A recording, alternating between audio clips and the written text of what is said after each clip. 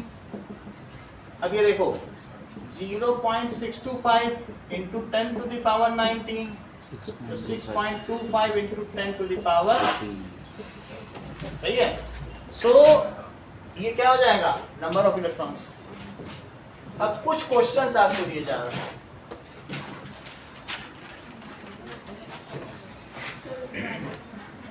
ठीक है। नाउ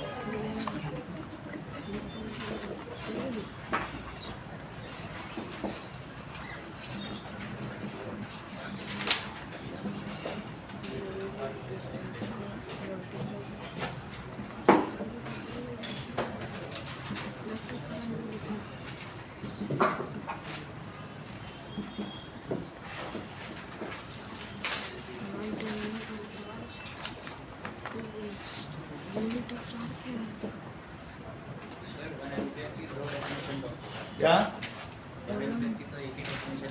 एक है, और ये 6.25 into 10 to the power 18 electron यदि प्रति सेकंड कहीं से गुजर जाए, वही तो 1 कूलम चार्ज है। 1 कूलम कितना चार्ज होता है बताओ, इतना कहीं ग्रुप मिल जाए, तुमने कैलकुलेट किया कि नहीं, वही 1 कूलम है। इतने गुजर जाएगा तो बस 1 कूलम गुजर गया, एक सेकंड में इतने गुजरे नहीं है। 1 कूलम को डिफाइन कर देना दो तरीके से। 1 कूलम का है कि मान लीजिए the charge bond by this much electron, और तुम्हें ये भी तो बताया ना Q is equals to IT। If 1 ampere current flows for 1 second then the charge flown, तो चार्ज कितना फ्लोन माना जाएगा, it is equals to during that time, उसी पीरियड में, यानी कि पूरा दिन, जितना दिन गुजरता जाएगा चार्ज हुआ तो बहुत सारे बाइकर्स गुजर जाएंगे, नहीं, during that period of.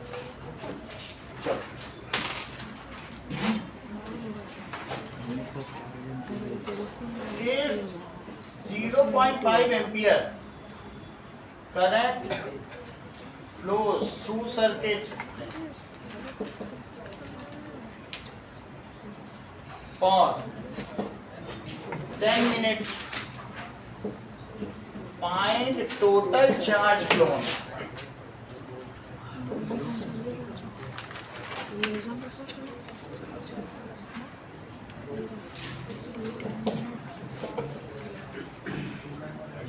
Calculate number of electrons in 1 coulomb charge. ये try करो।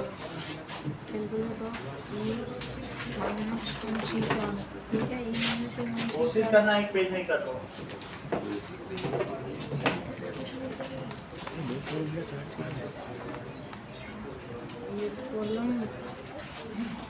2 फार्मूला ऑफ चार्ज जानते हो चंद्रशेखर, बोलो।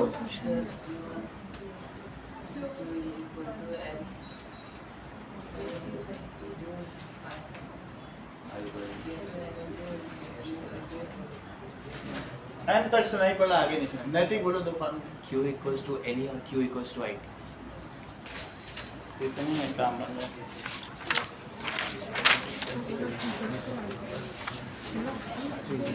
देखा